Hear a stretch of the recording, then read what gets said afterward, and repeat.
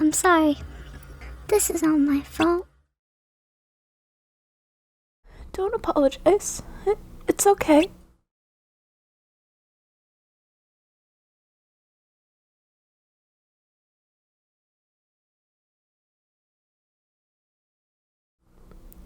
I wish...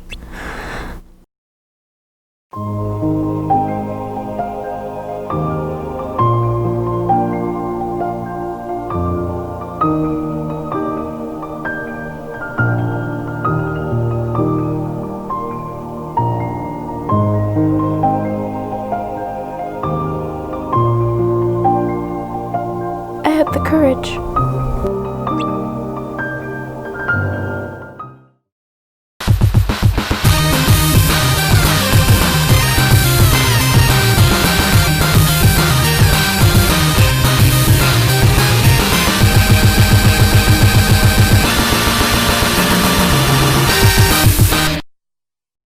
Wow, so couple things before we get started. I had this script finished and written way back before Kingdom Hearts 3 DLC was about to come out. Then I lost all my capture footage for this game, so I had to recreate the footage. Then we ran into what we're still dealing with here with COVID-19. I lost employment as well as what locked in quarantine. It's been a hard time for us all. I, however, was able to get the bills paid again and was able to renew my Adobe editing software. Then when I finally got all my ducks in a row, Nomura kept releasing news for new Kingdom Hearts games as well as a layout for the next several Kingdom Hearts installments, another one coming at the end of this year, and as of June 22nd, we just got Kingdom Hearts Dark Road, which, after 3 days after it came out, I had played and finished the first chapter already. It's kind of interesting, but I think I'll save my thoughts and opinions on that until it's done. So it's been a very interesting time since that last video I've uploaded, so this intro has gone on long enough. Let's get started. Kingdom Hearts Union Cross, or Kingdom Hearts X, or Unchained X here in the West, until it got changed to Union Cross. It's funny, actually, back in middle school, so this was 2008, I made a series of comics called Tristan UnChained. It was just little comics that I made of me and my friends at the time, and that was just me making little doodles. Nothing great, but eventually it evolved over time into this. And then when I heard the Kingdom Hearts MMORPG was being ported to America as Unchained, I thought that was an interesting choice for the name, but hey, what can you do? I wanted to make this video as opposed to tacking it on to any of the other videos because, well, most reviewers I see talk about Back Cover, which is a movie for the PS4 and was made purely for people who didn't want to play the mobile game, which is just lore about the unions and the fortune tellers and gives us a little more than what the game has. Plus, you know, it's more accessible. But I'll be honest, the first time I got a chance to sit down and watch this, I fell asleep. I had such a hard time with this. It's funny because it's not boring, but like, it's a long walk for a drink of water, but I'll get to that later. So this game came out back in 2013 for Square's online server service, and was a Kingdom Hearts MMORPG where players could make their own Keyblade wielders and play in the events that would lead up to the Great Keyblade War, that we've been hearing about since Birth by Sleep. I see what you did, Nomura. All of our fan Keyblade wielders are canon as long as they die in the war, right? I actually found out about this in high school when you got Kingdom Hearts 1.5 for the PS3's Japanese audience. You got these little cards they could use for the game. We never got that, obviously, so we got this little neat art book, which is a nice little piece. So time went by and it seemed like we were never going to get this thing, so when I was in college I made an account for the Japanese version. I didn't know what was going on story-wise, but the gameplay was interesting, and I figured if I were to get one I could migrate my player. Well, that didn't plan out, because in 2015 they announced they were moving from computers to Android and iOS for Japan, then 2016 in the US and UK, and on top of that, they were killing the computer version of the game. Rest in peace, Rick Sant, my nobody. So I downloaded this game in 2016 and still play it off and on to this day. First, let's get the story out of the way. I will talk about the movie they made for the back cover, like I said, along with the game's regular story, and try and fit everything together. At the time of this recording, Kingdom Hearts Union Cross is currently on the 3.5 version, but I will only be talking about the plot important things. So let's go all the way back to the Age of Fairy Tales with Kingdom Hearts Union X Cross. So this game begins all the way at the earliest point, the Age of Fairy Tales, told to us by Kairi's grandmother, saying that this is one of her favorite fairy tales. Considering what's about to happen, Grandma here is interested in that Grimm-style fairy tales. That's pretty messed up, Gram. For as long as the Master of Masters could remember, his life has had nothing but conflict, battles between the darkness and the light. That was the Keyblade War. He decided to finally take control of it. And as I have explained before, everything in Kingdom Hearts universe exists either in the realm of light, or in the realm of darkness, or somewhere in the lanes in between. Originally, there should be no way to get between the worlds, even with the gummy ship according to Sid. People were born in the world and are stuck in that world. In the realm of light is where the journey begins, called Daybreak Town. This is the central basis where the entire game takes place, mostly. Makes sense, since before the Keyblade War, the world was one, before everyone fought over Kingdom Hearts. The Master of Masters took on 6 apprentices and gave 5 of them a name and a union. Think like schools at Hogwarts, where each person is put into a house or a union, and there is obviously the best union, and then there's the union no one wants to be in. Each foreteller were the leader of these unions. The books given to them is the Book of Prophecies, written by the Master, telling them everything leading up to the end, known as the Keyblade War. That everything in the book was destined to happen, and when the Keyblade War happens, the world will be destroyed. Darkness would prevail, and light would expire. The Union leaders' roles were split into 2, one that each of the leaders knew of, and one that they had kept secret from everyone else. Ira, the leader of the group, with the secret role to try and stop the Keyblade War. Not so secret, since everybody's trying to do that, but Aced would be Ira's number 2, but at any point he felt Ira wasn't up for the job, could overthrow him. Envy would keep tabs on the group, but would report anything unpleasant back to Ira. Golo would find out the secrets of the Book of Prophecies while analyzing the lost page that was only in his book that no one else had, that told of a traitor amongst their midst and destroy them. Ava would scout potential from all unions and create the Dandelions, who would keep the world alive and leave before the Keyblade War starts, so they could start anew. And 5 new union leaders to lead the Dandelions after the war and give one the Book of Prophecies and be a whole new world, or as they call it, the World Line, where the war had never happened. The Master of Masters disappeared and left his students to carry out his bidding as hundreds of thousands get Keyblades and use them to collect light known as Lux under one of these 5 unions. Special Dream Meters known as Chirithes were given to each Keyblade wielder, and these Keyblade wielders were said to protect the world of light and travel to many different worlds collecting the light under the guise to protect it from the darkness. Though the 5 unions, they would have a weekly friendly competition where they would see who collect the most Lux. But just like any competition, rivalries were born and darkness corrupted these wielders, as rumors spread that one of these foretellers was a traitor. The Union suspected others of stealing the Lux and used the darkness to try and get stronger than the others and eventually fall to that darkness. One wielder is the Avatar character that we take on the role of, and through our determination and our Chirithy, we protect the world of light and travel to a multitude of worlds. At first it seems weird considering that these Disney worlds are worlds we have to be seeing in later games, and have also had characters who shouldn't exist for thousands of years. As the Avatar goes stronger, we meet other Keyblade wielders such as Ephemer, a wielder who believes that there is more than what the Union leaders are telling us. Skuld, a girl who was in Ephemer's party. Skuld is looking for Ephemer, and we found out that he went to an alternate reality and contacted Skuld from there to warn us that the Keyblade War is about to begin. The foretellers' tensions were high, the Master forbidding them to work together and talk like actual people, and the idea that a traitor among them eventually broke out into open displays of physical violence. What everyone didn't know is that all the worlds we went to were fabrication worlds that were yet to be and were mere illusions created by the Masters with the Book of Prophecies. Worlds that were to be, but were not yet. Fighting off illusions of Heartless to trick the players into collecting Lux that is very real. Oh, Or Job. this is the magic trick, huh? Illusion, Michael. Trick is something a whore does for money.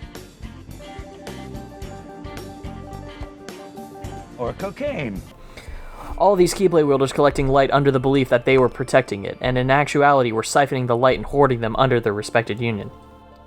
Ava had finished her role, and she had assembled her dandelions and had appointed her leaders, giving them each a rulebook, giving them instructions on how to live and recreate the new world.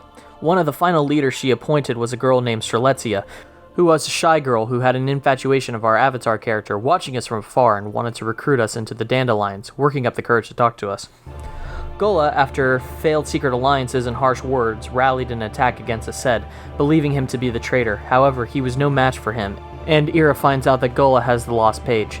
Ava says Gola into hiding, where Gola reveals the person with the relucent signal is the traitor. Ava seeks out the Master in hopes of putting an end to the war, but in begin runs into Lushu. At the same time, due to Ava's disappearance, the Dandelions lose hope, so Skolda and the Avatar go looking for her, also hoping to stop the war before it begins, and finds Master Gola. Knowing that he was going to die anyway, tells us the secret of the lost page and describing the traitor in an ominous way. Ava, having come across Luciu, the 6th apprentice of the Master of Masters, who also had a role in this, he was given the Master's Keyblade, said to have the Master's eye embedded in the Keyblade so that way he could see the events long after the war. Anyone who has played a handful of the games in the series should recognize the Master's Keyblade. Since his eye is in that Keyblade, he would be able to write anything that it seemed, so he could write anything that could happen and would happen as long as the Keyblade was around. The Master also gave Luciu a mysterious black box. Luciu was instructed with staying out of sight and watching the events happen from afar, knowing everything that will happen all the way to the Keyblade War, and long after it until a Keyblade War would happen again. Luciu reveals to Ava that everything happening was because the Master wished it to happen, and that these plans set in motion was premeditated, and that he fabricated their roles to cause them to create the Keyblade War. The Master wanted people to fight. He wanted them to suffer. He wanted them to die. He wanted the world to end. Ava couldn't believe what she was told, that everything that had been told to by the Masters was something he planned, that everything she had done and that was happening was all fabricated by the Masters' lies. Stupid!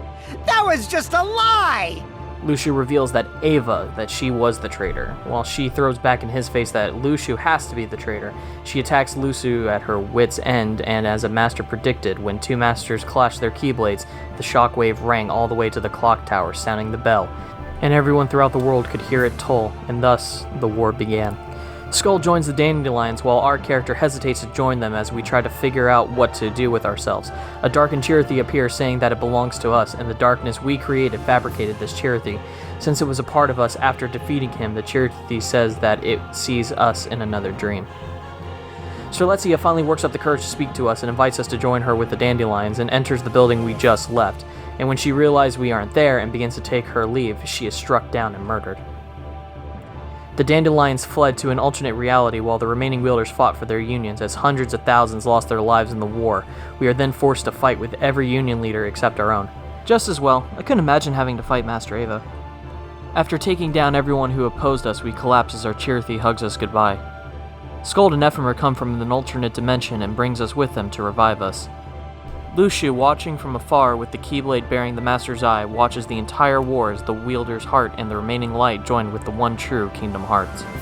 The world was destroyed, and as the legend goes, shattered and spread into many different worlds. We'd begin to see worlds separate from each other, never to cross again until someone was able to reunite the worlds once more. Once the war was over and the world split, the new Dandelion leaders all meet for the first time. Ephemer, Skuld, Ventus, Brain, and Laurium, Marluxia's original form, meet as instructed, not knowing one of them is an imposter and a murderer. They all head to the data world, similar to that of Kingdom Hearts 2 with the digital world of Twilight Town during that 3-hour tutorial segment. Daybreak Town's data world and all the fake worlds in the Realm of Light exist in this perfect copy. This is where the game breaks into Kingdom Hearts UnChained X. You see, the original Kingdom Hearts X, it ends at the war. They ported it over here and it takes place in the data world. Everything that happened after the war, which is why we didn't have the war in the game when they ported the computer over to the mobile devices. We can play the war, but it's a separate event. So while my character Rixant was a part of the war in the Japanese version, my in-game avatar never did, since this takes place after the war. Which the in-game characters make note of this, that they relived all the happy memories but were told to be ready for a war that would never happen, and they just move on with their lives, wondering what they were preparing for them. But the one that didn't forget were their Chirithys. They harbor all the memories of the war. However, our character suffers from nightmares of the war in their dreams, wondering if any of it is for real or not. This time around, 2 new worlds were added to this data world, Cinderella's Castle of Dreams and Sleeping Beauty's Enchanted Dominion. These worlds were a trap set by the Master for when Maleficent's heart is freed in Kingdom Hearts.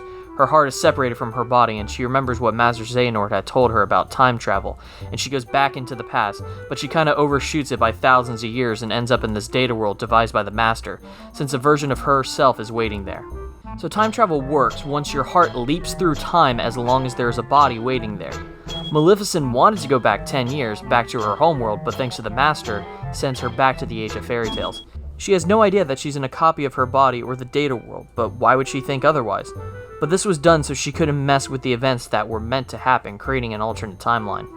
She meets a being calling himself Darkness and tells her that she's in the Age of Fairy Tales, and that she can't mess with the timeline. And even if she tried, 6 of the 7 princesses are available, so she can't possibly do anything with them even if she did try. Darkness tells Maleficent that the Master trapped her here, but Darkness can send her back if she helps him with something first.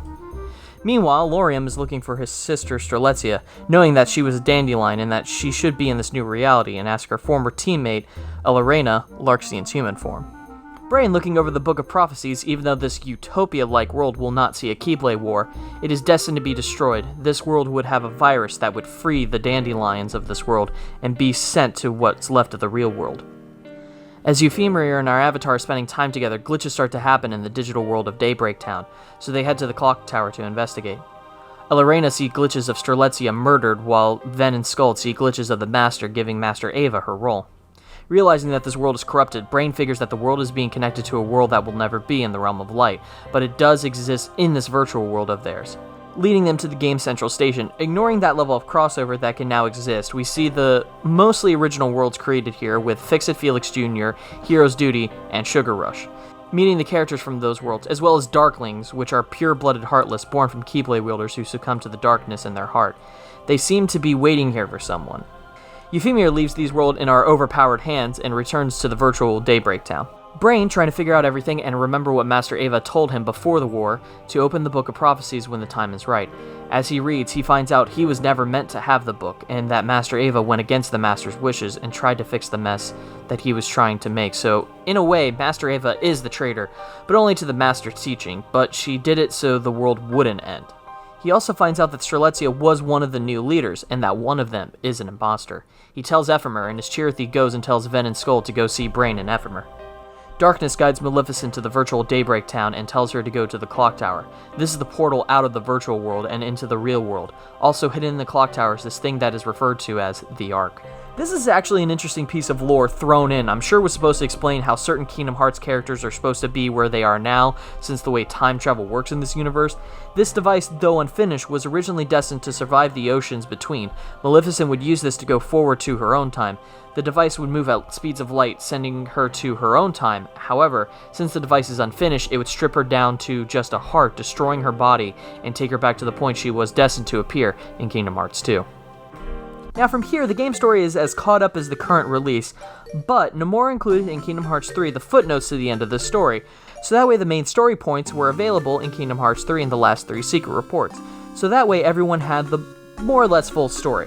So according to Lushu, he writes, Darkness's meddling will lead the worlds to another tragedy. Among the chaos of the glitch threatening their world, Lushu bequeaths the Keyblade given to him by the Master to one of the new Union leaders.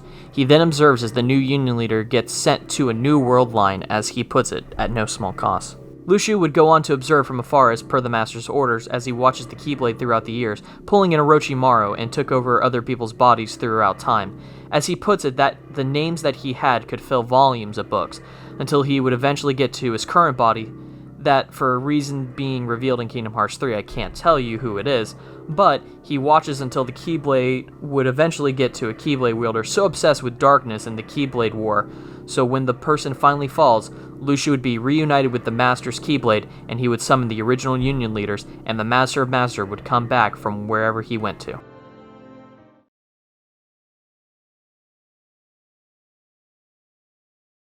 Wow, so that was a lot more than I expected to cover, as I have been playing this game for years since the beginning, and as the game draws to its 4th anniversary, the story has been sprinkled to us over the course of months, and during this time, it's hard to really remember everything that happened all the way up to this point until you sit back and actually look at everything. What is really to take away from this is that the characters we see come back, and the next villain after Xehanort is more than likely the Master of Masters, or at least Lushu. Whoops, almost forgot we were talking about a game there for a second. So, when you boot the game up, you are to make your avatar, which, as the game progresses, you earn a variety of outfits, and during times of the years, you get special outfits, sometimes coinciding with a Disney or Pixar release, and sometimes with Square properties. You are then prompted to pick a union to compete under. When I first started, I went with Vulpes, and for 2 years, that's where I stayed, and then when I wanted to compete competitively, I switched to Angus, because it was easier to get top rank player weekly with my group, and since Vulpes has never not been in first place every week, well, you get the idea. You are then given these metal cards in the original game, but these badges give you a set attack that can attack enemies single with a tap or multiple with a swipe. But if you use their special power, then you can activate its crazy move. It's mostly cosmetic, basically it boils down to whether it is a support medal or attack. Support medals can restore HP, increase your magic, attack, defense, or cure status effects. These are usually situational since after you beat a mission, you restore back to full, except your gauge, which certain medals can restore them, or you can find them in chests around missions or by beating Heartlesses. Attack medals come in 3 flavors: magic, speed, and attack. These have a rock, paper, scissor combo. There are also upside and downside to each of these medals, and by that I mean some are light medals and some are dark medals, allowing you to use light and dark move. Story-wise, you should only collect them and not use the darkness, but literally the game doesn't penalize you for using them unless an enemy will hit you back with it or gain an HP. But they do the same for light metals, and these metal attacks can hit people X amount of times, depending and also whether or not they hit one enemy or multiple enemies for the special attack, which cause special gaze.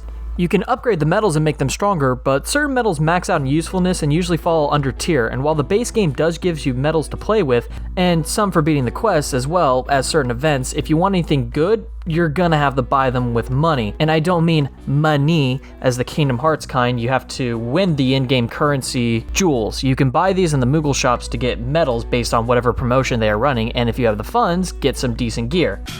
I can do it. As long as I have my stash of pricey real money buffing items and artifacts, it won't be a problem! Lousy, stinking premium player scum. However, I've always said this about this game. Whenever you decide to start playing, the best time is when they do a 0 AP event, which happens a lot. Oh, right, so AP is action points. In order to do a mission or to play the story, you have to use AP, and when it hits 0, you have to reset. But every time you level up, your AP goes back to full and increases. And during these events, you can rocket up EXP very easily, as well as get a ton of free jewels. This game is very beginner friendly. Another thing is the main quest, if you have any of the new medals, you'll blaze through the story and level up. Plus, every level ending in 5, you get 500 free jewels, and every 10 consecutive level you get 1,000 jewels, which means, as it stands for the normal mode, at the time when I wrote this, so the numbers are a little higher now, but you would get 81,000 jewels from the 5s and 90,000 from the 10s, equaling a grand total of 171,000 jewels, which roughly translates to $1,710 that the Square Enix team is giving you for free, which means there are usually 3,010 medal campaigns for like the best medals you get, 57 pulls, which means about 1,140 of the newest medals, of which, depending on your luck, of which like 10% of them are going to be overpowered, which is like about 100 medals. You also get free jewels every day for logging in and consecutive, as well as doing daily missions and weekly missions. Now, I get it. That is if you decide to bum rush through the campaign, which is a slog at some points, but knowing this, they made it where you can skip through the story missions that don't have story attached to them. So, you could cherry pick the missions that give you medals as you play through the game, cutting down the grind substantially. You can get additional jewels by playing this game's Proud mode, but you don't unlock it until way late in the game, and you have to have a decent setup for your medals as well as your Keyblades. Oh right, that's another thing. So you get Keyblades based on certain worlds as well as some familiar ones. Each Keyblade is specialized in an attribute, whether it be strength, speed, magic, and any combination of those. So besides the story and events, you can also do Union Cross, which allows you to play online with your friends in certain missions, or with randos, as you guys fight raid bosses, which, oh yeah, sometimes while you're playing you can trigger a raid boss. These are boss Heartless that have stupid high HP, and you and your Union members, specifically to you and whoever you join with, whether it be friends or join other randos, fight these bosses. I mean, you can solo them if you want. It is the way to get super high in Lux for leveling up and getting you dailies in your monthly missions, which can be used to get spirit parts.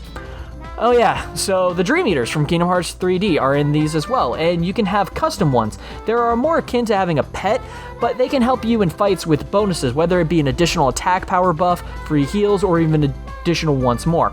If you care to do the monthly, you can change their looks, but it's mostly for aesthetics. They don't do anything specific except they look cute. There's also special missions you can do for maxing out medals, which are available within certain days. But if you want them all available on any day, you have to buy a VIP pass for a week with real money. So unless you really want to get competitive and want additional free medals, it's not worth it, to be honest. And finally, the Coliseum, where you can fight waves of Heartless for extra goodies, or to take to the PvP, where the strongest Keyblade wielders... No. So this is where the game as it is set as freemium goes. Those with the most money at their disposal win here. Those who can buy countless medals can dominate the top of the board, go to, and it's just not balanced. Sure, you can settle for around the top 500, which is about as far as I get, but it's not worth sinking your money into. I have sunk a lot of money into this game over the course of 3 years, more than I want to figure out, but at the end of the day, I still enjoy my time playing, and when my friends were active on here, it was a lot of fun. As the game stands now, it's almost done, and who knows what the future would hold. Nomura announced the next Kingdom Hearts game coming out this spring, and it's going to be a mobile title, which is supposedly going to be attached to this one right here, following Xehanort. So, overall, what can I say about this game? If you're curious to see and play with your own avatar, I say check it out.